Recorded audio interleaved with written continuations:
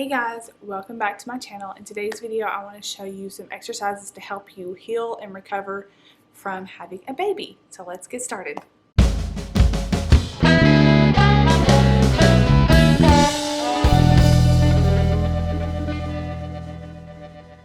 Okay, so a lot of women wait for that 6 weeks to be over and then they're ready to go back to the gym and get their body back. I want to help you get started prior to that and help you to heal your body so that you are ready to work out whenever you are 6 weeks postpartum or whenever your doctor is allowing you to go back to working out. So let me be honest, I've only done this a handful of times myself. I have 2 kids now, a 20-month-old and an almost 1-month-old. So it is sometimes difficult for me to just do stuff when I haven't gone away from housework and mom life. I prefer to go to the gym and do my workouts because I feel like that's the time that I've dedicated for that, and usually it's less interrupted and I don't have a bunch of other things in my background that I know that I need to be doing. So I just haven't done this as much, but I'm still doing it and I'm going to show you how you can do it. It's really simple. All you need is the floor. That's it. You don't need any equipment, just your body and the floor.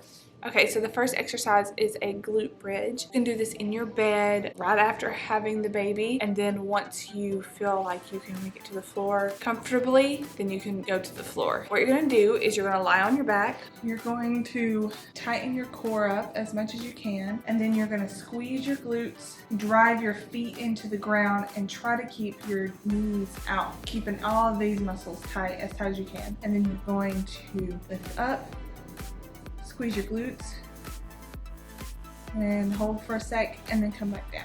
I like to do about 15 to 20 of these, 3 to 4 sets. Just going in like that. Okay, so I'm going to turn around this way and show you guys. So you don't want your knees to cave in like that. You want to keep your knees out wide here. So you come up, knees are out wide.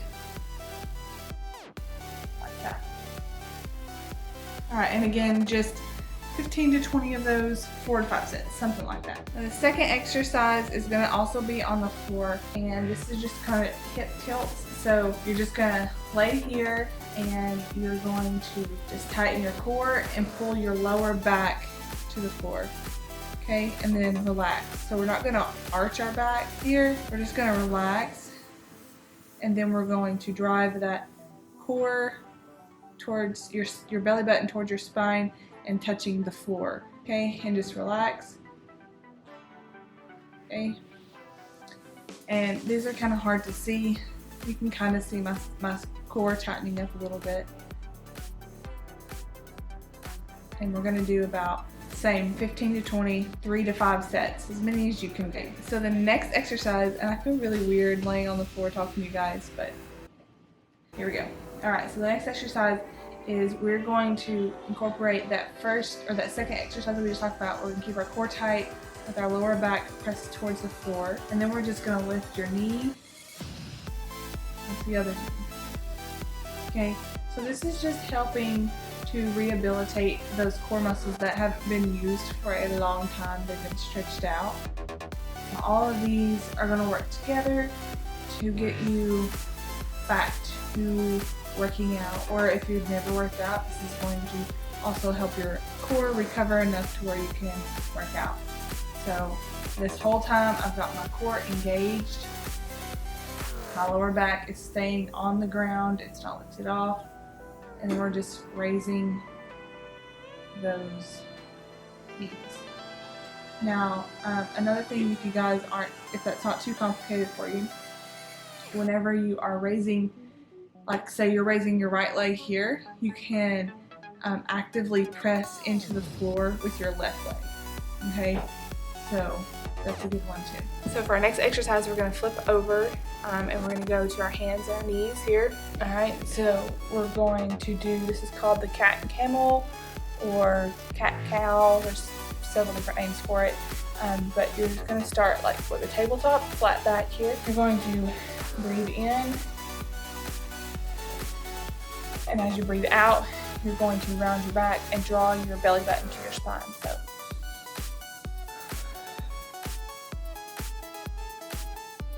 and that's the camel part or the cat part.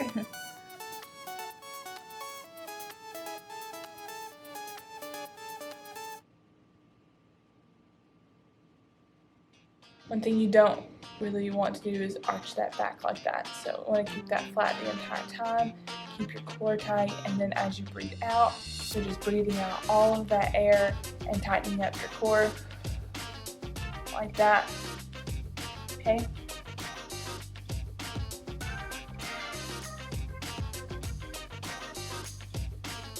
So these exercises aren't meant to make you like super sore or anything like that. So we're gonna keep the reps up pretty high, especially since there's not a lot of weight right there. So I would do 15 to 20 of these as well. The next thing that we can do is called a bird dog. And this is where you are going to keep this same position, keep your back flat. You're gonna do the opposite arm and opposite leg. You're just gonna reach and place it back down.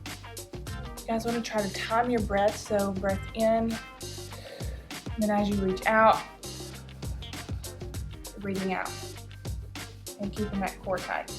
When you breathe out, you're able to tighten your abs and keep your core really nice and firm for your movement. Okay, so we're going to do it again. And then reach with the other hand and opposite leg.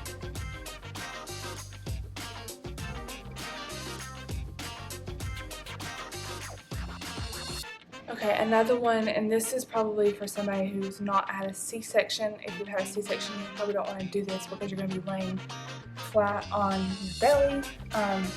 If you haven't and you don't feel comfortable with doing this, you don't have to do it. You may want to be a few weeks postpartum before you actually do this. But what we're going to do is lay on our belly here. Let's get this way so I'm not turning the camera. Lay on our belly.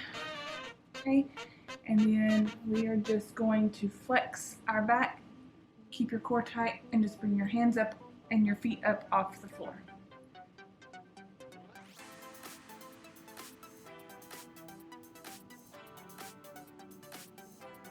And those are also great for building up your core muscles and your lower back muscles.